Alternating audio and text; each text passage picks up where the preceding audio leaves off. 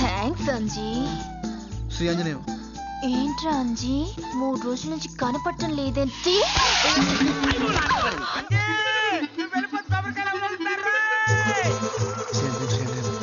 నీళ్ళు తేవాలి, ఎల్టికాయ మప్పల వరకు ఇవ్వాలి, గురువారి గుళ్ళు పూలు తేవాలి. అబ్బో ఎన్ని పనులు ఉన్నాయో. ఏంట్రా అంతా చూసేసి పారిపోతున్నావు? అయ్యో అంజయ్య, ఆడపిల్లనంతా చూసేసి మగాడివి నువ్వే అంత కంగారు పడుతుంటే ఇలా సాక్షాత్తు ఆడపిల్లను మొగుడు తప్ప ఇంకెవరు చూడకూడదు. నువ్వంతా చూసేసి ఇక్కడ ఇక్కడ కొరికేసి మొత్తం నొక్కేసి మరి నాకెలా? అది పద్దు పాము కట్టేసింది కదా నా రోజు. చంపేస్తాను నిన్ను, వదలను.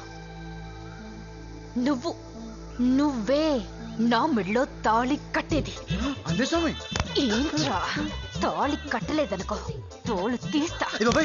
ఏ అక్కడే ఉండు. చిక్కి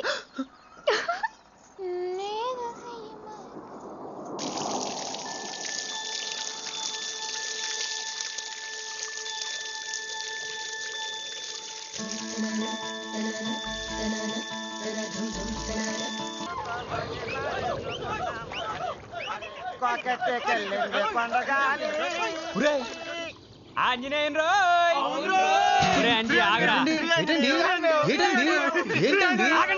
ఒరే అంజీ, మన ఆంజనేయ స్వామి 7 సముద్రాలు దూకాడు కదండి.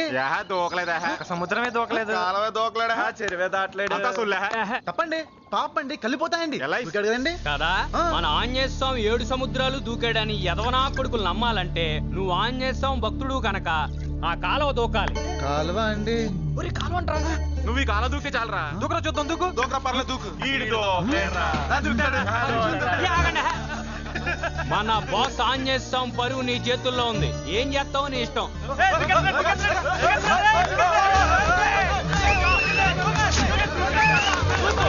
జై శ్రీ ఆంజనేయ.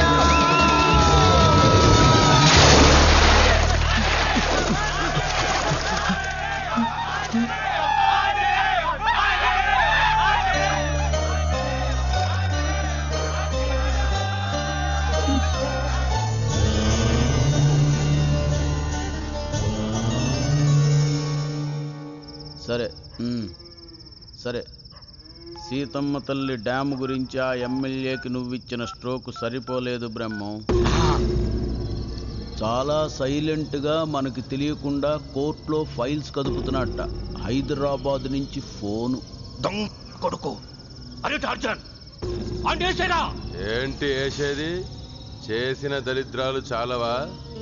నేను వద్దన్నా వినకుండా దేవుళ్లాంటి ఆ ఇంజనీరు వాడి భార్యను నాతోనే చంపించావు. ఆ ఉసురు తలిగే మన అమ్మ నాన్న నిద్రలోనే పోయారు. బంగారం లాంటి నీ పిల్లలు ట్రాక్టర్ కింద పడి చచ్చారు. కొరివిదయ్యాలా బ్రతుకుతున్నాం. అయినా 10 ఊర్లకు పనికొచ్చే ఆ డ్యామ్ కడితే నీకొచ్చిన నష్టమేంటో నాకేం అర్థం కావడం లేదు. నష్టం కాదురా యదవా, నాశనం అయిపోతావురా. డ్యాములు కట్టి పంటలు పండి కడుపులు నిండి జేబులో చిల్లర జలజలమంటుంటే జనం మన మాట ఎందుకింటారా? జనం కడుపులు కాలుతుంటేనే మనలాంటి పొలిటికల్ లీడర్లు బతికుండేది. ఇప్పుడు ఎమ్మెల్యే గాడు సీతమ్మ తల్లి ప్రాజెక్టు పూర్తి చేసి దానికి అప్పుడెప్పుడో సచ్చిన ఇంజనీర్ గాడి పేరు పెట్టేసి దాని పేరు చెప్పుకుంటూ ఈ ఎమ్మెల్యే గాడు సచ్చిందాకా ఎమ్మెల్యేగానే గెలుస్తూనే ఉంటాడు. అప్పుడు మనకేటి మిగులుద్ది? బొచ్చు. అందుకని ఈ ఎమ్మెల్యే అన్నయ్యను సంపక తప్పదు. నీ కర్మ. కరెక్టే బ్రహ్మం. కానీ ఈ పరిస్థితుల్లో ఎమ్మెల్యేకి ఏం జరిగినా మనమే చేసేవనుకుంటారు. అంటే మనం సీన్లో ఉండకూడదు. మన చేతికి మట్టి అంటకుండా ఎమ్మెల్యే ఏమయ్యాడో ఎవ్వరికీ తెలియకుండా సీతమ్మ తల్లి ప్రాజెక్టు పూర్తి కాకుండా పని జరిపించాలి. అబ్బో ఎలా? మన చేతికి మట్టి అంటకూడదంటే నాకు తెలిసి పని చేయగలిగిన వాడొక్కడే ఉన్నాడు.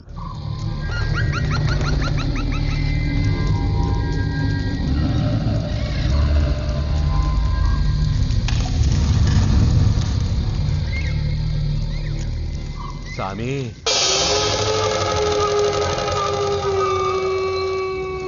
బ్రహ్మ శాతబడులతో మనిషిని చంపటం చాలా కష్టంరా.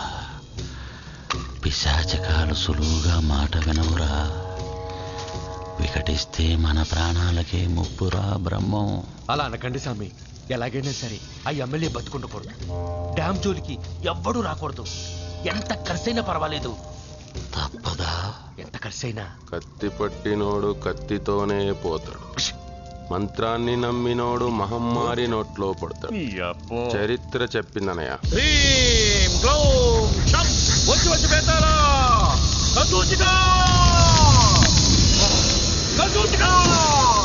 నేను పిలుస్తున్నాను.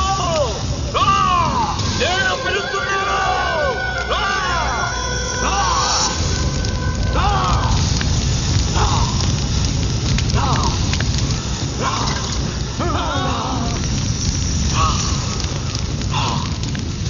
నా ప్రాణాలు ధారపోసైనా సరే ఆ సీతమ్మ తల్లి డ్యామ్ పూర్తి చేస్తాను.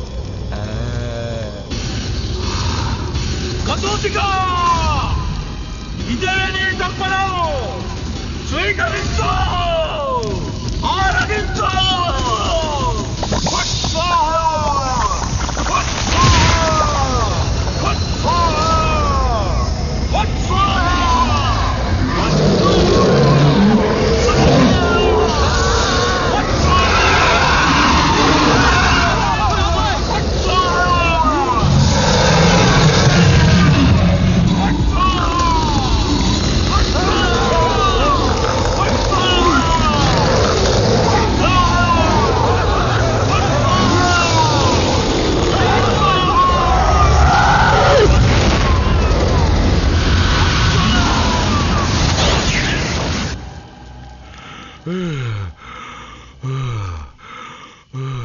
All time state record Chandrababu Sonia గాంధీదే కాదే.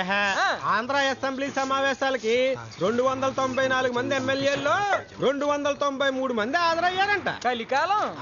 మరి ఆ మిగతా ఒకడు ఎవడు ఏమైనట్రా? మనూరు ఎమ్మెల్యే బాబాయ్ హైదరాబాద్ వెళ్దామని గోదావరి ఎక్స్ప్రెస్ ఎక్కడైనా బయలుదేరాడంట. మరి మధ్యలో ఏమైనా అర్థం కావట్లేదు. ఉన్నట్టుండి ఏమైపోయాడు రాడు? కనపట్లేదంటే మా స్టేషన్ లో కూడా అదే అనుకుంటున్నారు. నేను ముందు నుంచి చెప్తూనే ఉన్నాను. ఆడిన బెమ్మనగాడే ఏదో చేసు. ఆడికి ఇదేం పోయే కాలం. మరి గుడి ముందు ఆ బోరింగ్ డ్రామా ఏంటి బాబాయ్? మాయమైపోయిన ఎమ్మెల్యే కూడా బయటకు రాకుండా జనాలను హై స్కూలింగ్ చేసేసి బై ఎలక్షన్ రూట్ క్లియర్ చేసేసుకుంటున్నాడు బెమ్మనగాడు. అమ్మిడి తాస్తదియ్యా. కానీ రా కానీ 10 అడుగుల లోపల కొబ్బరి నీళ్ళని నీళ్లు పట్టుకోవాలి.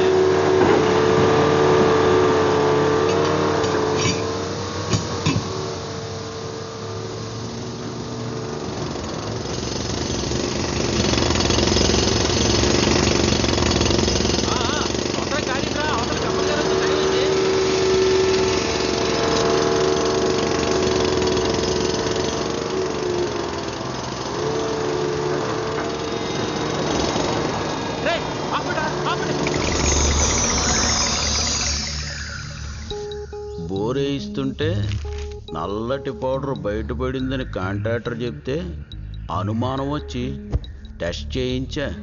ఫుల్ గ్రానైట్, నల్ల బంగారం. గుడి ముందు, గుడి కింద, గుడి చుట్టుపక్కల మొత్తం గ్రానైటే. అదో పక్షం ఎంత లేదన్నా ఓ 100 కోట్లు వస్తుంది. రామయ్య తండ్రి. అవును బ్రహ్మం.